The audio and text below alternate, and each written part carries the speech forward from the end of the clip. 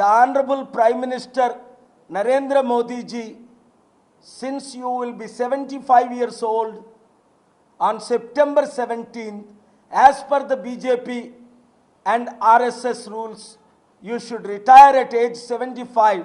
So it is a good thing in an honorable way for you to announce your resignation because of your age, your inability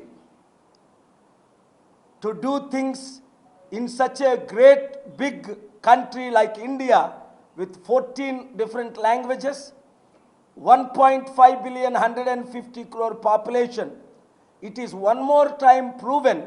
Yesterday, Air India 171, whether it is a terrorist attack or a natural accident or another way of disaster, investigation will reveal.